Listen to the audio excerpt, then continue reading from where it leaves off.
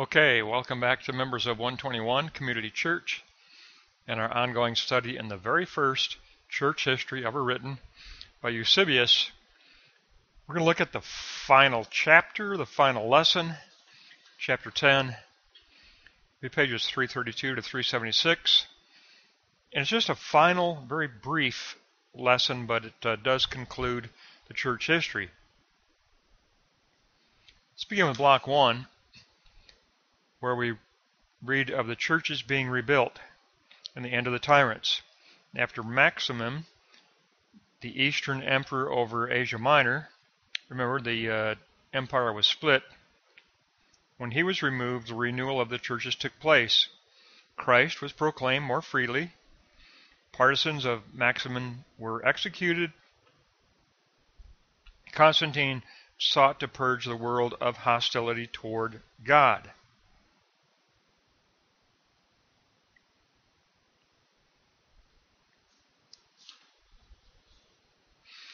Now, note 2, imperial decrees were issued in favor of the Christian church, and Constantine even included gifts of money to the churches for rebuilding. New churches were built and dedicated. And then Constantine sent a letter to Miltiades, the bishop of Rome, asking for a council of bishops to work toward the unity of the churches. And we know later he would call the Council of Nicaea, but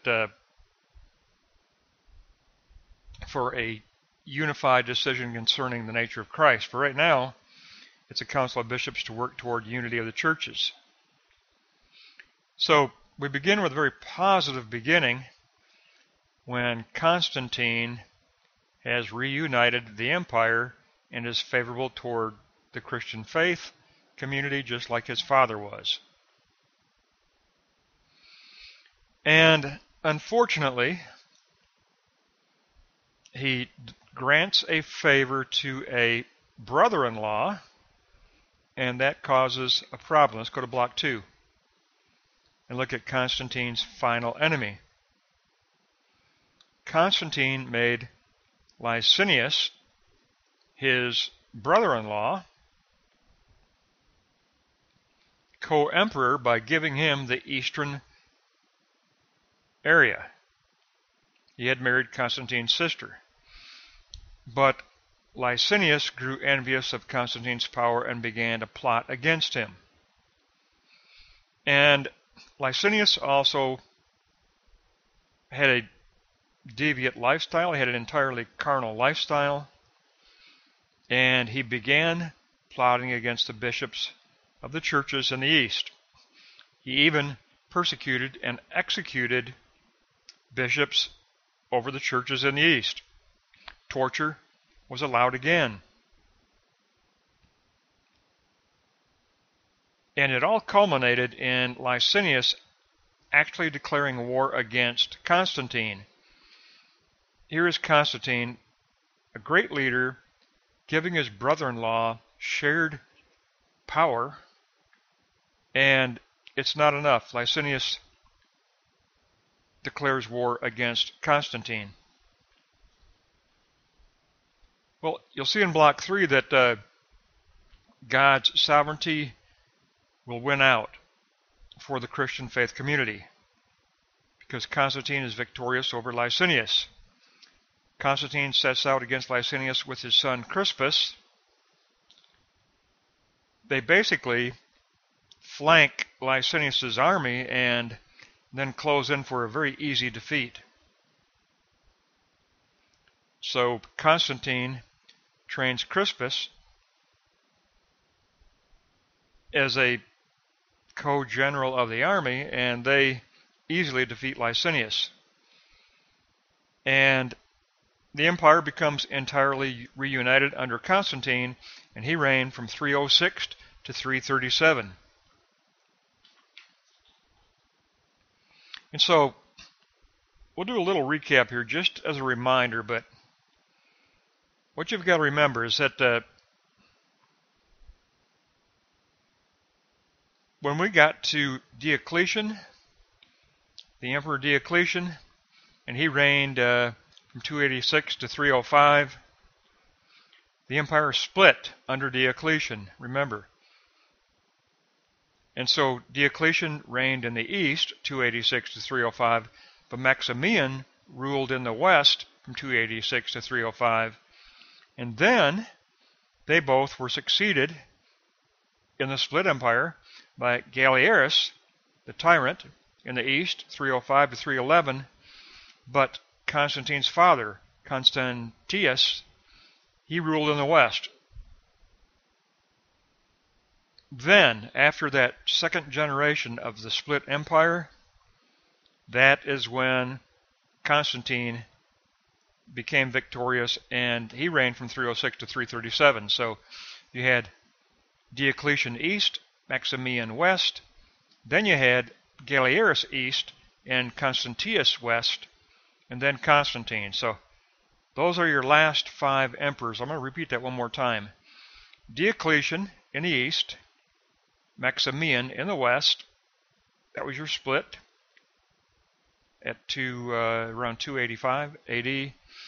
They were succeeded by Galerius in the east and Constantius in the west in 305. And then Constantine reunited the entire empire 306 to 337. So you had Diocletian, Maximian, Galerius, Constantius, and then Constantine. That's just, it gets confusing, but you've got to realize that in 285, the empire split. 286, 285, 286, the empire split. And that was predicted by the book of Revelation, remember. The book of Revelation predicted that the empire was going to war within itself. It was going to fragment because Irene, peace, was going to be removed. Irene in the Greek means healing of fragmentation. Remove that healing of fragmentation, that means the judgment of God caused the fragmentation of Rome. And I want to say it one more time, slowly, okay? In 286, Diocletian ruled the east, and he was a tyrant. Maximian ruled the west. Then, in 305, Galerius ruled the east, he was a tyrant. And Constantius ruled the west, he was the father of Constantine, and he was favorable toward the faith. Then 306 to 337, Constantine reunites the empire. So the judgment, the split, just remember the 2 dates, AD 286, AD 305. The split was in AD 286, and then they were succeeded, those two were succeeded in 305. So you had the split in 286, Diocletian, Maximian. They were succeeded by the 305 split, Galerius, Constantius. Then Constantine reunites the empire. So it becomes sometimes a little bit difficult to comprehend, but